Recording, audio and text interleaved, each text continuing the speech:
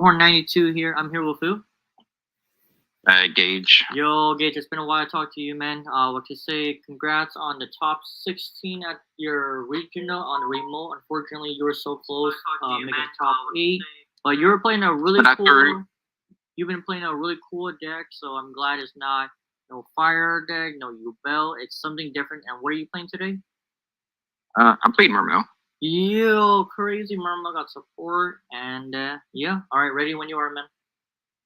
All right. So first things first. I played 50 cards. I feel like this deck is super bricky. So I decided to take a different approach than what everybody's been doing, and I tried to build it the most optimized that I can, or that I could. I've been working on this deck since the support got announced, and I'm still working on it. This is probably like one of the hardest decks I've ever had to build, to be honest. But let's get to it. Let's see. We played the 3 Diva. This card is crazy. Everybody's been cutting this card because they say it gets stopped by hand traps. But the theory is, would you cut Snake Eyes Ash from your Snake Eyes deck? I don't think so. Like, yeah, like that card's also a hand trap magnet. So is Sincerity Lotus. All the 1-card starters, all hand trap magnets. But this card resolves, you win. This card did not get stopped at all when I saw it. Wow. So, yeah, I even played this card going into boards, and it resolved, and I was just able to break boards. And we'll get into that later with extra deck, because this card is really important for 2 extra deck cards I play. 3 Prince. This is the main 1-card starter of the deck. Prince is now better than Diva, but still, I feel like you gotta play the Diva. 3 Abyss Shrine. This is the new card that just came out. This card's insane. If your main combo lines get stopped, you can branch out into this card called Super Ancient Deep Sea Coelacanth, which it's kind of a gimmicky card. But if you get Drolled or Shifter, it's like one of the only plays you have. Then we play the 3 Pike. This is for the Coelacanth. Also, this is full combo if you open Dragoons or Shadow Guard. So, we played 3 Teus. I was playing 1 to 2 Teus. I was on those ratios back and forth for the longest time. But sometimes you open weird, and I'm playing this package where Teus is a 1.5 card combo if you open any other water. So you could open 2 Teus and it's full combo. Play 3 Minstrel. This card is a FTK. I do side this card down to 2 because you only need 1 for combo. Say if I'm going second, I'll side it out. But I feel like you should be playing 3 of this card. The 1 Megalo. Everybody's cut Megalo from their main deck. I believe this is incorrect. The reason why you play this card is to play around Furos. So pretty much what you do with Megalo is, if you get Furos, is you do old Mermail lines. So your opponent activates Furos, you're going to normal Neptibus, send the Dragoons out of the Dragoons, do old Mermail things, and summon out the Megalo, get the Equip Negate, and then plus you will summon Mulla Glacia. So you're pretty much putting, hopefully you have a hand trap in hand too, so you pretty much putting your opponent on top deck mode. I did not feel comfortable playing without this card. I did win 2 games under the anti-Furos line because I played this. The 3 Dragoons, that's standard. 3 in the new card. Oh yeah. I have to play this deck max rarity. The 3 Shadow Squad. This card's insane. It specials a card, Mermail from your deck when it's sent, and then it can make everything level 7. You can do all kinds of weird lines with this card. Sometimes you can if you don't make a full board, or if you're trying to play into a board, you can just put a Biscayos on top of this, right, and hold on to it, and then during your opponent's turn, you can detach this off of Biscayos and get a free special during your opponent's turn. This deck has a lot of weird lines now where you can play on your opponent's turn, so it's kind of nice. The 1 Infantry, the inboard I'm making, I'm getting a double infantry pop on my opponent's turn. Oh wow. Also if you just go in second and you open this card, plus any discard monster like Megalo, Teus, Abyss Shrine. It doesn't matter. Like this just forces out stuff. The one Mullen, this is for combo and Rip 2, broken card. I think every single time I resolved Mullen, my opponent just scooped in. I think I only went full combo like twice. The super ancient deep sea colocant. This is the card that allows you to extend past Droll Shifter. If your opponent stopped your main combo lines, you can just branch off into this and do a lot of stuff. I think this card is mandatory. I have played lists without this card. And then there are games where I should be winning, but I didn't because I didn't have this card. So another reason why I'm playing 50 cards, just too many one-ofs, and you don't want to see them. The Abyss Gun for combo. The Abyss Oshia, this is for the 1.5 card Teus combo. So what you do is you just activate Teus, summon Teus, search this, you normal this, use this effect to summon out you summon out Pike and Shadow Guard, which is level 3. And then you can overlay for what's it called? XYZ Armor Torpedo, right? And it detaches its cost to draw a card. So the Shadow Squad will trigger to summon the prince from your deck, so you get full combo then. So I feel like this is like mandatory just because you open up those weird hands where you don't see or have access to prince. Onto the spells. We played the one Mizuchi. I really wanted to play the monster negate because the theory behind this is a lot of the spells in the current format are continuous spells, like the new Asmania spells, Yubel, so on and so forth. They're all continuous. So those spells are typically searching for a monster, right? So if you're doing the anti-Furos line with Megalo, it's better to search the monster negate because this doesn't negate the continuous spells. So you would just rather negate the monster they search, if that makes sense. But unfortunately I couldn't find it. But this was still enough to win. The one the Bisting, it's the new Monster Reborn and Resource Management. The one of Prosperity, this card is insane. I don't know why people are not playing this deck. 1-for-1. This is another one card starter. The Virtue Stream. This card is insane. It's Icarus attack. So like my end board is like 4 negates plus 4 pops. Wow. So yeah. Also it has destruction protection too. Onto the non-engine, we played the 3 Furos. I did not resolve. Well, I resolved this card one time, but I didn't get a draw off of it. Yeah. So this card never mattered to me at all during the regional, but it's still good. You still have to play this.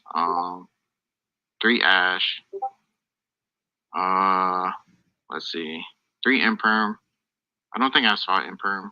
The MVP was Impulse. This card is insane. Won me so many games.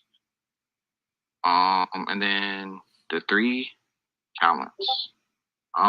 This card's also insane too. There was one line where I summoned Diva, used Diva effect. My opponent had Ash in hand, right? But he got greedy and he decided to chain Furos instead, right? Because I think his hand was bad, so he needed the draw. I ashed his Furos, right? And then on the resolution of Prince being summoned, I just activated Talents to look at my opponent's hand, shuffle back Ash, and then he just scooped immediately. So that's it for the main deck.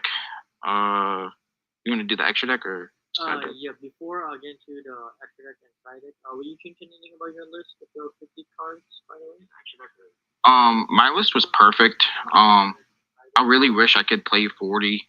But I think if you're playing this deck as of right now, you have to play this deck between 45 and 50 cards to get its maximum value. The other topping lists are playing, like 40 cards, which is okay. You do you, but I feel like this is the most optimized list for like, people just cutting important cards. Plus it makes it more consistent too, not opening the one. So for the extra deck, we played the one Mermail King. This card's insane.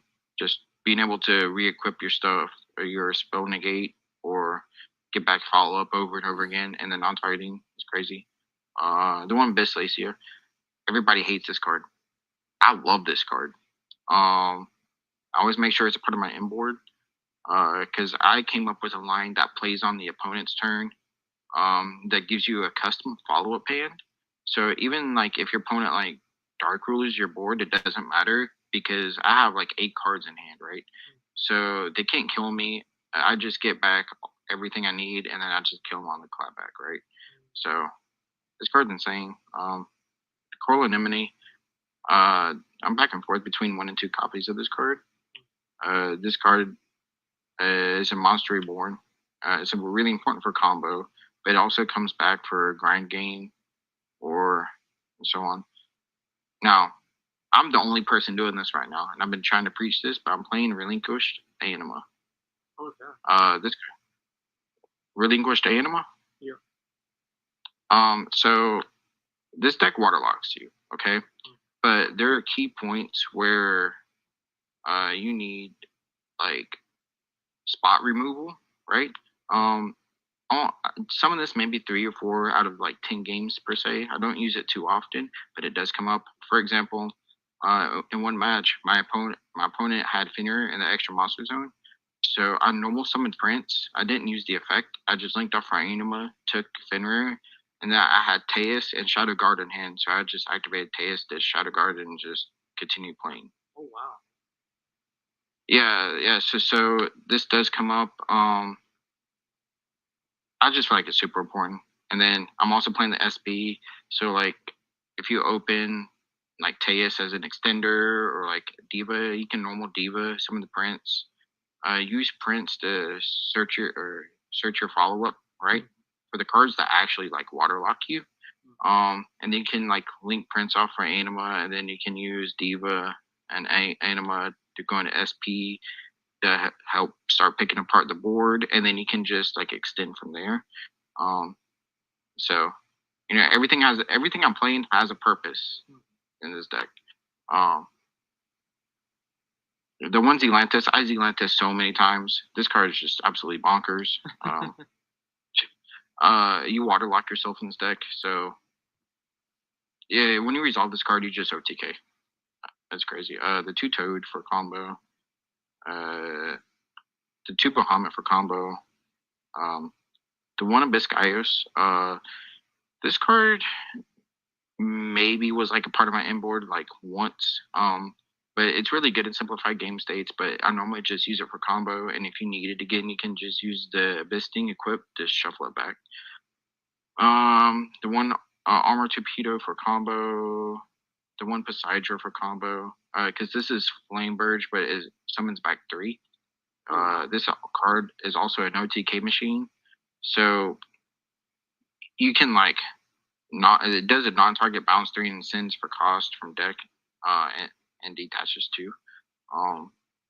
But you can like non-target bounce 3, link it off for Zelantis, and then you can bring back 3, and then you can Zelantis what's left, and then your opponent just dies. Like I said, I lost every single dice roll, so, and it's what I was doing all day. The 1 little Virtue Dragon to search Virtue Stream, and then it gives you back a resource, and then the 1 Abyss Dweller. I'm not playing no synchros. I feel like if you want to play synchros, they'll be good for locals. But because you're not making any synchros until late in the combo, and you like at that point you're already winning the game. So you just search for your Icarus attack with Virtue Dragon instead.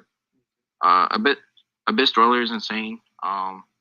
If you're playing against like a deck like Snake Eyes or Fire King, if you can bait out their stuff and then make Abyss Dweller and then just continue comboing, you're killing them that turn. The card's insane. I wouldn't change anything about my extra deck. My extra deck is staying the same. The only changes I'm looking to make are on my side deck. So we'll get to that. We played the 1 Threatening War for Tenpai. Because you're only play for Tempai if they shift you is the Colocant, which gets you to some plays. Also, they can kill you under D barrier if you have no bodies on field, which is That's great. extremely important in this deck because if you have no bodies, they're just gonna kill you under the D barrier. The three evenly. I will be swapping this out for Retaliating Sea. Retaliating Sea is cracked against Snake Eyes.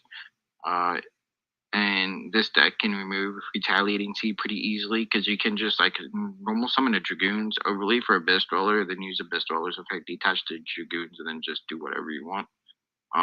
There's multiple ways you can get rid of it, so that's what I'll be doing going forward. They won't call by. You side this in going first. I'm iffy on the two Cosmics. I guess it's for Centurion or just random rogue matchups, I guess. The three thrust for the T-War. And then the three cross out. Then I played in a Marksman, Atlantean Marksman. This card is stupid good against decks like Lab, and other like rogue matchups. It's even good against Snake Eyes, and Yubel, like when they go to set, when they set the Pain or when they go Witch set, this card comes up. And then the one D shifter for cross out. This deck plays through Droll very easily now, as long as you don't get greedy, so you don't need to cross out for Droll.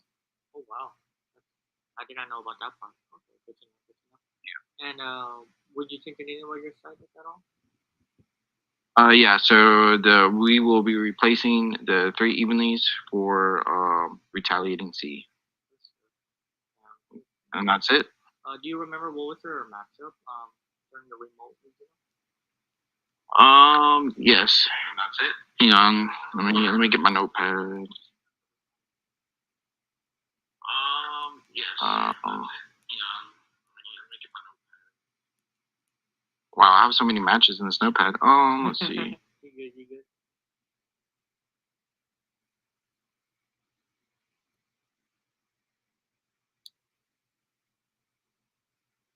Okay, I found it. Let's see. Round one was Tempai. I lost the dice roll. I won 2-0. He shifted me. I had Ash Impulse, so I just passed. I stopped him from playing, and then I just full comboed him and killed him on the clapback. Same thing happened in game two. Easy peasy. My round two was Voiceless Voice. I won 2-0. I OTK'd in both games. Lost the dice. Round three was Snake Eyes. Lost the dice. OTK'd in both games. Round four was Tempai. This was my first loss. I lost the dice roll. Game one was my only brick of the day. I opened absolutely unplayable, but he made me go first, so I just passed. I had like one hand trap and it wasn't enough. Game two, I full comboed. That was it. Game three. What happened game three? He goes first. Game three. He has an Ash and Impulse, and I didn't open playable, but when I drew for turn, it turned my hand into playable. But it was only one line. It was Minstrel, discard, Shadow Guard, which is full combo. So I went Shadow Guard to get rid of his Ash Blossom. He set his Impulse. If he kept his Impulse in his hand, I would have won because I had Call by for the Ash. So like I go Minstrel, rip the Impulse out of his hand, and then I Call by his Ash, and then he has a set Quick Play and Seals, and I'm not worried about those cards at all because I have full combo. But since he set the Impulse and won him the game, round five, I played against Josh Kippenberg, which I threw this match hard. Game three, by the way. Like game one, I ripped apart his board, his full Snake Eyes board, and just kill him. Game two, He goes first. He goes full Snake Eyes combo. I try to hand trap him at a point just to try to bait out the fusion negate to get rid of it for my turn. But it doesn't work, and he thrusts for DDG, so I scoop on the spot, and I just threw game 3. Like when I say threw, I mean I threw that game. But we learned from our mistakes. Round 6, I played against Mermail. I absolutely slaughtered this matchup. Dominus Impulse just FTKs that deck. So that's all I got to say. Round 7, I played against Snake Eyes again. I lost the dice roll, and I OTK'd in both games. Wow. Yep, and only resolved full Ross one time, and I didn't get a single draw off of it. Off that time I resolved it. Like I said, Dominus Impulse was the crazy card of the day. Yeah, most definitely. the new handcraft's insane. Was there like a time that you kind of missed using the old Maxi, or not at all? This one. Really? Probably should be side decking that card. The card's like crazy. But not really. My non-engine was perfect for my main deck. So overall, really happy. The deck was really strong. Everybody says this deck sucks. They are wrong. Yeah. I think this deck does have consistency issues, but if you're not careful, you can get OTK'd very easily by this deck. Go and take it. Like this deck will break apart your board and kill you just out of nowhere. Do you mind showing us the combo? What's the typical import? Like this curious. Break apart your board and kill you. Yeah. So what I'll do is I'll add a Nutfist in hand, right, and then I'll draw. I'll just put 4 random cards in my hand. Because you do need discard outlets. So let's say you have 1 unknown and then 1 Noctibus. You normal summon Noctibus. You will use Noctibus effect, send the Shadow Squad. And then you will add the Dragoons. Shadow Squad effect will activate. You will special summon Abyss Pike. And then you go Abyss Pike effect, dish the Dragoons. Abyss Pike's effect will search out Abyss Shrine. Bonus points if you already opened Abyss Shrine and Abyss Teus, by the way. Because those are your main extenders, so if your opponent stops you, you can just continue. Also, if you want to get, if you don't want to get greedy, if your hand is weak and don't want to lose 2 cards like Droll, so on, you search her off Noctibus instead.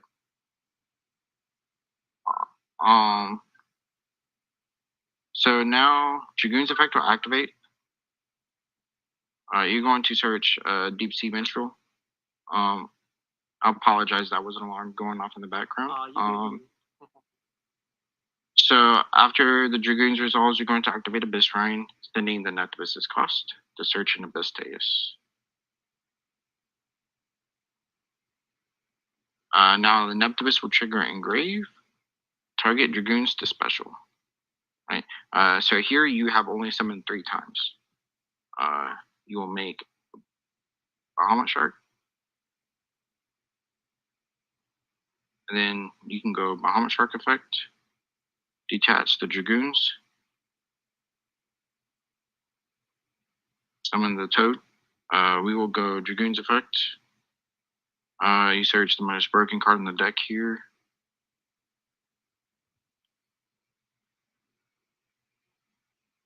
You will search Molan Glacier.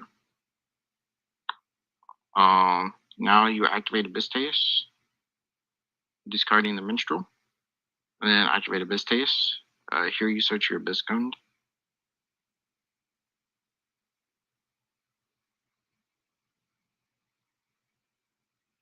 And now you have 5 Waters Engraved, so now you can summon your Molan Glacier. And activates effect to rip 2 random cards out of your opponent's hand. Now you're going to link out the Teus and Bahamut, or Coral Anemone. Coral Anemone effect will target Shadow Guard. And then you're going to use Shadow Guard effect, discard a random card out of your hand. Alright? Or can be anything. It doesn't have to be a water. At this point, I normally discard my non-engine that I haven't used. Like if my opponent hasn't hand trapped me yet, I'll discard like a talent or something like that. Because if I'm at this point, I'm 99% sure I'm winning the game. So you overlay for Biscayos. Now you rank up for Poseidra. And now you link the Princess and Poseidra off for the Neptibus, link 3. Now you go Poseidra effect, discard Gund. Non-targeting, revive 3. I normally just revive Prince, Minstrel, and Shadow Squad.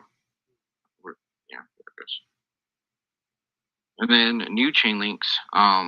I've been doing this a little bit different than everybody else. I've been actually nobody uses the Minstrel to send 3 or mill 3 from the top to put a target back on the bottom. It's resource manager. I think it's very important that you should be doing this. We go Minstrel 1, not Minstrel 1. Prince 1 to search and equip spell. Minstrel 3. Send 3. Actually, we're gonna be searching this out, so we'll mill a different one. All right, cool. Mill 3. Target Gun to go on the bottom. And you go Gun, chain link 3. Target your Pike to special. So the Gun will go back on the bottom. These are in your graveyard now. And now you will search the new equip spell, Abyssing. And now you overlay. So normally right here is where you make a synchro, and that's why I said, synchros just don't feel that good in this deck for a competitive level. You want to create as many layers as you can to your deck. So we're going to summon the Virtue Dragon effect on summon to search Virtue Stream. Now you will activate the Virtue Dragon, detach Shadow Squad, and you can add back the same Shadow Squad, which is what we're going to do here. Then we're going to activate Abyssing, targeting Dragoons to special. And then you're going to overlay for a Bahamut Shark. Yeah. Yeah, so you can make a Bistoli here too. Wow. Especially if you're playing a deck against like Fire King or something like that. And then you're gonna go Dragoons effect to search. You're gonna search out heavy infantry. And now you're going to link these off for the Basileia. So this is the end board. You have 6 cards in hand right now. Yeah. So you will set the Virtue Stream. Now on the opponent's turn, I'll show you what I like to do on my opponent's turn. So if I don't use the Virtue Stream, which I'll use on the Noctibus for the pop 2, this gives you just automatic follow-up. That's why I'll leave this on board. Oh, because it just resets for next turn, basically. Pretty much. If you don't have to use you can also add it back off Toad if needed. So it's just always there if you need it, right? Wow. Yeah. So the first things first, you can go Basileia effect, send the Shadow Squad as cost to search a Mermail. I normally search out an Abyss. You search Abyss, Shadow Squad will trigger, and then you can trigger Noctibus. Noctibus will equip the spell negate, or I wish I had the monster negate, like I said. Then Shadow Squad will summon out another Pike.